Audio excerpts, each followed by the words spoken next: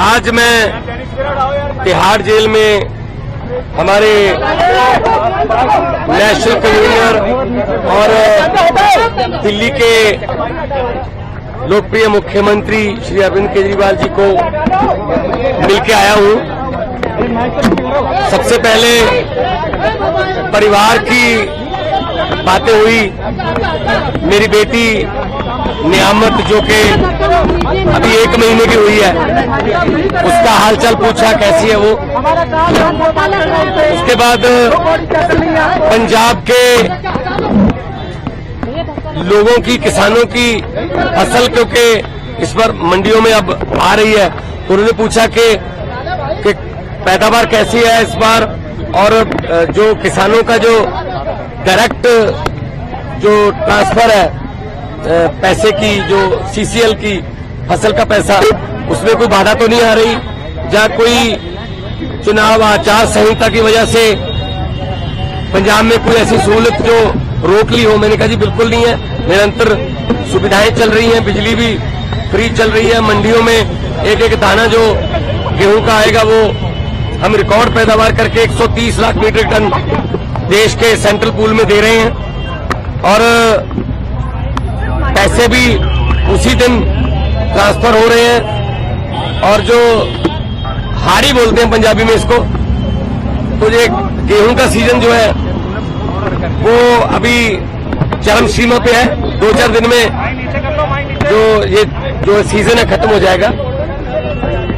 और सबसे बड़ी बात जो आज मैं आपको बतानी चाहता हूं, जब मैं अरविंद केजरीवाल जी को बताई कि आज ही रिजल्ट आए हैं, पंजाब में सरकारी स्कूल के 158 बच्चों ने 158 सरकारी स्कूलों के 158 बच्चों ने जेईई का परिणाम जो मेन होता है वो पास कर लिया। ये पहली बार हुआ है। इस पर अरविंद केजरीवाल जी बहुत खुश हुए और उन्होंने कहा यही शिक्षा क्रांति हमारे सपनों में थी। उन्होंने कहा कि मेरी तरफ से सभी सरकारी अध्यापकों को और जो 158 बच्चे जिन्होंने जेईई क्लियर किया, उनके माता पिता को, उनके पेरेंट्स को मेरी तरफ से बधाई देना। तो ये पहली बार हुआ है कि सरकारी स्कूलों के बच्चों ने जेईई का परिणाम क्लियर किया, और ये हमारा सपना सच होने वाली बात है। और उन्होंने दिल्ली के बारे में और देश के बारे में पूछा।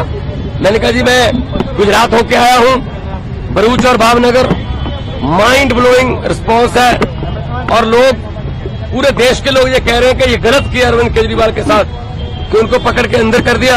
शायद ये सोचते होंगे एक बंदे को अंदर करके हम पार्टी की आवाज बंद कर देंगे, लेकिन आपकी आवाज सर, वो व्यक्तिगत तौर पे तो आपको अंदर कर सकते हैं, लेकिन आपकी सोच को अंदर नहीं कर सकते।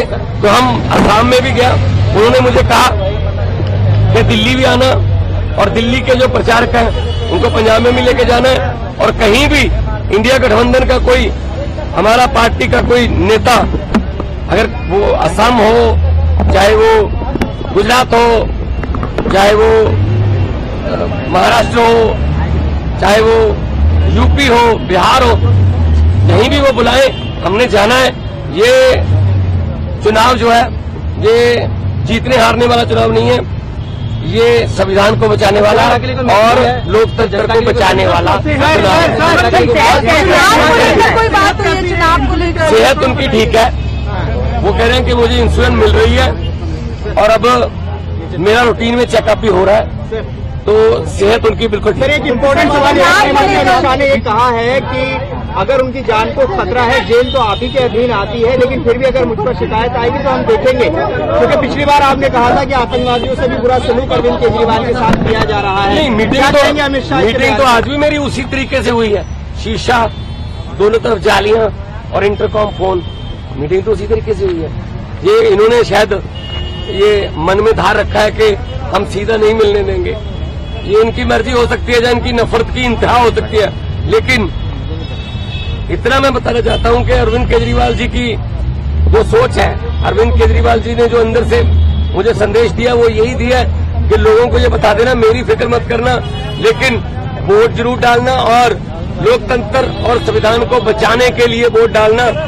तानाशाही जो आ चुकी है देश में, उसको खत्म करने के लिए वोट डाला। सर जल्दी राघव चड्ढा भी कैंपेन करते नजर आएंगे। बिल्कुल आएंगे। हमारे सारे नेता जो है वो हमारे सभी नेता अपनी अपनी जिम्मेदारी लगे हुए हैं। 11 खेलते हैं, बाकी कोचिंग स्टाफ में होते हैं, कुछ नेट में बॉलिंग करते हैं, कुछ नेट में बैटिंग करते हैं, 4 एक्स्ट्रा प्लेयर होते हैं। तो हमारा एक संगठन है, तो जिसकी ड्यूटी जहां भी लगेगी हम वहां जाएंगे। और 4 जून को आम आदमी पार्टी भारत की एक बहुत बड़ी शक्तिशाली राजनीतिक शक्ति बन के उभरेगी।